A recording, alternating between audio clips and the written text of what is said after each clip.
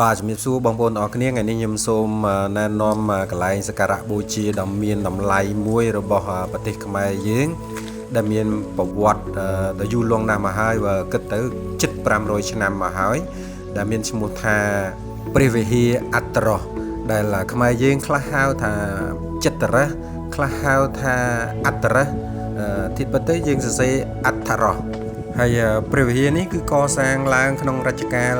អង្គចន្ទរាជាក្នុងឆ្នាំ1546បាទច្រើនឆ្នាំមកហើយ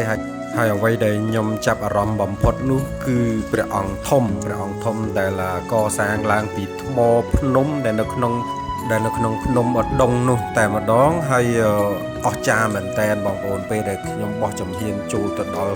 គឺខ្ញុំព្រឺសម្បុរឃើញព្រះអង្គធំហើយព្រះអង្គកសាងឡើងដែលក្នុងន័យតែឈ្មោះអត្តរសនឹងគឺ18ហត្ថបើគិតជាម៉ែត្រខ្ទង់16ម៉ែត្រជាងបងប្អូនចូលទៅគឺស្អាតមែនតើក្នុងនាមជាកូនខ្មែរបងប្អូនគួរតែចូលឲ្យបានម្ដងអ្នកខ្លះទៅលេងឧដុង្គតែហ្វាំងកន្លែងព្រះអង្គធំគឺកន្លែងដែលមានឫទ្ធិព្រះអង្គបានគង់នៅដល់យូរឆ្នាំណាស់មកហើយដោយសារស្រុកយើងមានសង្គ្រាមជំនន់អាមេរិកកាំងក៏ទម្លាក់គ្រាប់បែកនៅលើព្រះវិហារនឹងឲ្យធ្វើឲ្យខ្ទេចខ្ទាំហើយចូលទៅដល់សម័យខ្មែរក្រហមក៏ទម្លាក់គ្រាប់បែកធ្វើឲ្យព្រះអង្គធ្លាក់ប្រកេះចុះមកក្រោមហើយទីបំផុតយើងបានកសាងជួសជុលឡើងវិញតាមលក្ខណៈដើមដែលក្រសួងវប្បធម៌របស់យើងខំប្រឹងធ្វើហើយឥឡូវនេះបានដាក់ឲ្យបងប្អូនចូលទស្សនាហើយអញ្ចឹងបងប្អូនចូលទៅទស្សនាទាំងអស់គ្នាក្នុងនាមយើងជាកូនខ្មែរហើយប្រវត្តិរបស់ព្រះវិហារអត្តរសប្រវត្តិរបស់ព្រះអង្គធំនេះគឺអស្ចារ្យមែនទែនមានឯកសារមួយគេបាននិយាយថាតាំងពីជំនាន់ស្ដេចចិនដែលបញ្ជូនទូតដែលឈ្មោះថាជីវតាខ្វាន់ហ្នឹងគាត់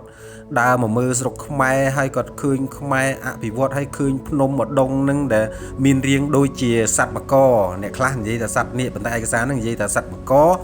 ហើយមានរូងនៅកណ្ដាលភ្នំនឹងចុះទៅក្រោមដែលគេទស្សទាយថាបើសិនជាសត្វមកកនឹងផុសឡើងប្រទេសខ្មែរនឹងរីកចម្រើនអភិវឌ្ឍខ្លាំងជាងស្រុកចិននេះហើយជាមូលហេតុដែលស្ដេចចិននឹងបានបញ្ជូនការទូតឲ្យ lobby សុំធ្វើព្រះវិហារនៅលើភ្នំអត្តរសនឹងដោយ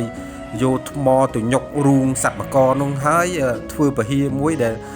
ធ្វើព្រះអង្គកសាងព្រះអង្គធំ18ហត្ថសង្កត់នៅលើរូងសត្វមកកនេះដើម្បីកុំឲ្យសត្វមកកនឹងចេញមកកុំឲ្យប្រទេសខ្មែរនឹងមានឫទ្ធិអំណាចលើស្រុកចិនហើយព្រះវិហារនេះគឺអស្ចារ្យមែនទែនគឺបែរមុខទៅទិសខាងជើងដែលខុសពីព្រះវិហារខ្មែរយើងដទៃហើយទិសនេះគឺបែរទៅស្រុកចិនតែម្ដងនេះជា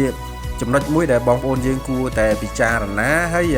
បងប្អូនទាំងអស់គ្នាគួរតែទៅទស្សនាព្រះអង្គធំភ្នំអត្តរសនឹងទាំងអស់គ្នាហើយនឹងស្វែងយល់ទាំងអស់គ្នាហើយបើសិនជាបងប្អូនដែលបានដឹងរឿងរ៉ាវព្រះវិហារអត្តរសព្រះអង្គធំនេះយ៉ាងណាទៀតសូមជួយប្រាប់ខ្ញុំផងហើយជួបគ្នានៅវីដេអូក្រោយទៀតបាទសូមអរគុណសូមជម្រាបលា